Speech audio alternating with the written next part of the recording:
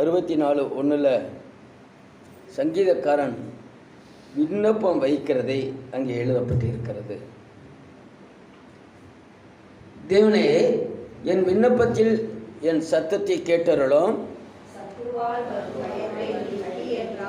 ஒன்னே ஒன்று, உங்களுக்கு சத்துருவா மனிதர்களோ யார் இருக்கிறாங்களோ அவங்கள குறித்து நீங்கள் கர்த்தர்கிட்ட தான் விண்ணப்பம் பண்ணணும். நேரடியாக யார்ட்டையும் பிரச்சனையே வச்சுக்கக்கூடாது. யார்கிட்ட என்ன செய்யக்கூடாது? பிரச்சனையே வச்சுக்கக்கூடாது. கர்த்தர்கிட்ட தான்.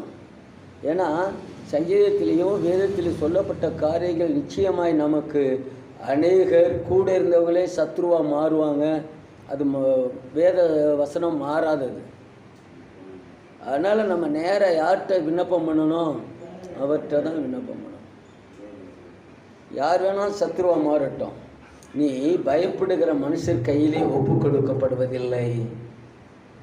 இது எந்த வருஷம் வாக்கு தத்தமாக அறிஞ்சு தெரியுமா? இந்த அங்கிட்டு பாருங்க, அப்படி இந்த போர்டை பாருங்க. இருக்கா வீட்டில்? இந்த போர்டெலாம் இருக்கா? கிழிச்சு போட்டீங்களா?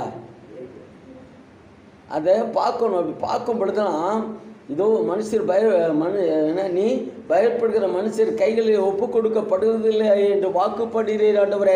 நாங்கள் எந்த மனுஷனுக்கும் பயப்படக்கூடாது, எந்த சத்துருக்கும் பயப்படக்கூடாது. இப்படி தான் விண்ணப்பம் பண்ணணும். இப்படி வசனத்தை விண்ணப்பம் பண்ணி சொல்லி சொல்லி விண்ணப்பம் பண்ணினா கர்த்தர் நிறைவேற்ற வல்லவராக இருக்கிறார். சங்கீதக்காரன் இதில் ரொம்ப தெளிவாக இருக்கிறார். என்ன இருக்கிறாரு? யார் வேணாலும் எனக்கு யாராக எழும்பட்டும், சத்ருவா எழும்பட்டும், ஆண்டவரே சத்ருவால் வரும் பயத்தை நீக்கி போடுங்கன்னு அவர் விண்ணப்பம் பண்ணுகிறார். பயம் நீக்கப்பட வேண்டுமானால் விண்ணப்பம் பண்ணணும். வாழ்க்கையில் பயந்து கொண்டே உட்கார்ந்துருக்க கூடாது. பயத்தை நீக்கி போடும் ஆண்டவரேன்னு எவ்வாறு தாவீது விண்ணப்பம் பண்ணுகிறாரோ அதே மாதிரி நாமும் விண்ணப்பம் பண்ண கற்றுக்கொள்ள வேண்டும். பயத்தை நீக்கி போடும் ஆண்டவரே.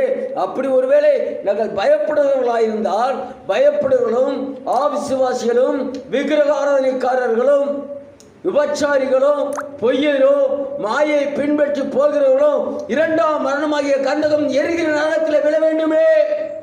அதனால் பயத்தை புறமே தள்ளும் என்று கர்த்தர்கிட்ட விண்ணப்பம் பண்ணணும். விண்ணப்பம் பண்ணணும். எப்படிப்பட்ட விண்ணப்பத்தை பண்ணி பழகிக்கொள்ளுங்க. அப்போ தான்